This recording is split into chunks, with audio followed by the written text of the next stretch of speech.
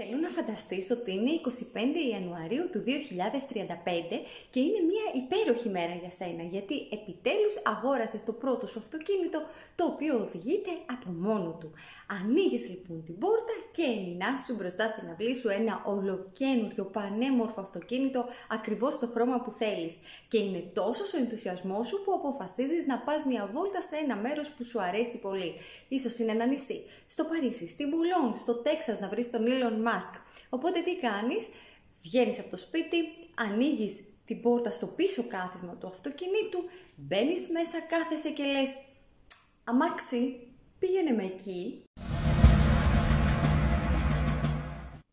Ξεκινάει λοιπόν το αυτοκίνητο να οδηγάει και προχωράει 100 μέτρα και φτάνει σε μία πινακίδα stop.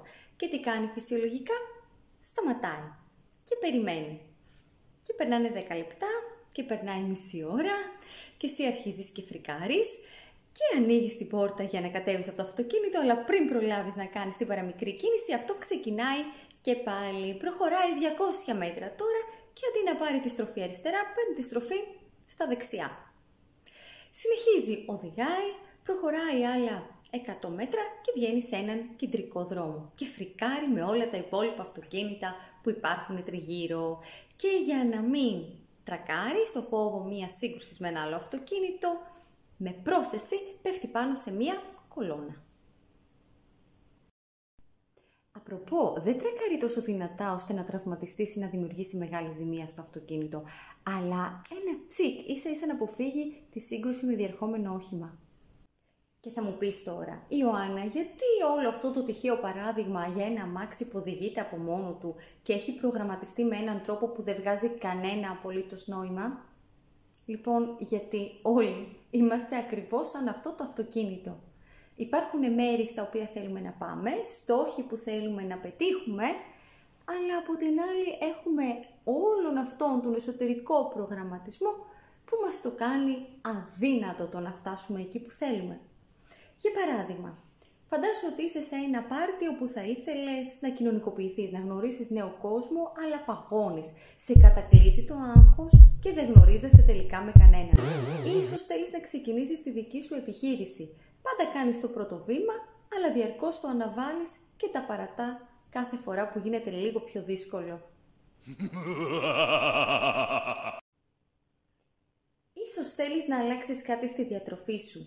Αλλά κάθε φορά που βλέπεις αυτό το κέικ σοκολάτας, λες στον εαυτό σου «Ξέρεις μωρέ, μόνο αυτή τη μία φορά, δεν πειράζει» και βουτάς σε αυτό, λες και είναι το τελευταίο σου γεύμα επί γης. Βλέπεις, το μυαλό μας είναι σαν το αυτοκίνητο που οδηγείται από μόνο του. Έχει κανόνες με τους οποίους ζει, οι οποίοι σου κλείνουν το δρόμο με το να είσαι αυτό που θέλεις, στο να φτάσεις εκεί που θέλεις. Και δεν το κάνει επειδή έχει την πρόθεση να στα κάνει μπάχαλο. Όχι, σε καμία απολύτως περίπτωση. Ούτε καν. Ό,τι κάνει, το κάνει για να σε βοηθήσει. Όπως το αμάξι που οδηγείται μόνο του και επιλέγει να τρακάρει στην κολόνα για να προστατέψει τον εαυτό του. Το θέμα είναι πως αυτό είναι το καλύτερο που μπορεί να σκεφτεί. Όμως εσύ μπορείς και καλύτερα. Ίσως ακούγοντας αυτή τη στιγμή αυτή την πληροφορία να συνειδητοποιείς ότι ό,τι σκέψη κάνουμε δεν είναι αλήθεια. Κάθε πιστεύω σου δεν είναι αλήθεια. Κάθε ανάμνηση δεν είναι αλήθεια. Γιατί ξέρουμε πως κάθε φορά που θυμόμαστε μια ανάμνηση, η ιστορία αλλάζει. Και κάθε κανόνας που κατασκευάζει το μυαλό σου δεν είναι αλήθεια. Είναι μια αναπαράσταση της πραγματικότητας. Φυσικά δεν ανακαλύψαμε την Αμερική. Είναι κάτι που διάφοροι σοφοί και σκεπτόμενοι μας έχουν πει εδώ και χιλιάδες χρόνια. Και είναι κάτι που η νευροεπιστήμη μας λέει τη σήμερον ημέρα. Με λίγα λόγια, κάθε σκέψη μας είναι φτιαχτή.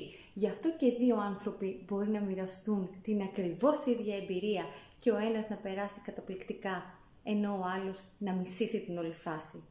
Είναι επειδή οι ερμηνείες τους στα γεγονότα, στα πράγματα, είναι διαφορετικές.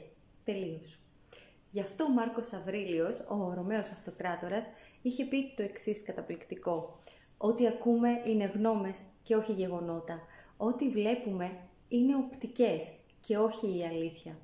Η ποιότητα της ζωής σου λοιπόν κρίνεται από τον τρόπο με τον οποίο ερμηνεύεις τις καταστάσεις. Το μόνο πράγμα που σε κρατάει πίσω στη ζωή είναι οι ίδιες σου οι σκέψεις και οι λανθασμένες πεποιθήσεις σου. Αν μπορούσα να κλείσω το σημερινό βίντεο με κάτι σημαντικό, αυτό θα ήταν το εξής. Άλλαξε το πώς σκέφτεσαι για τα πράγματα και το πώς σκέφτεσαι για τον εαυτό σου και θα αλλάξεις τη ζωή σου. Πιο συγκεκριμένα, άλλαξε τις εικόνες και τις φωνές μέσα στο κεφάλι σου και θα αλλάξεις και τη ζωή σου. Όλα στο μυαλό είναι.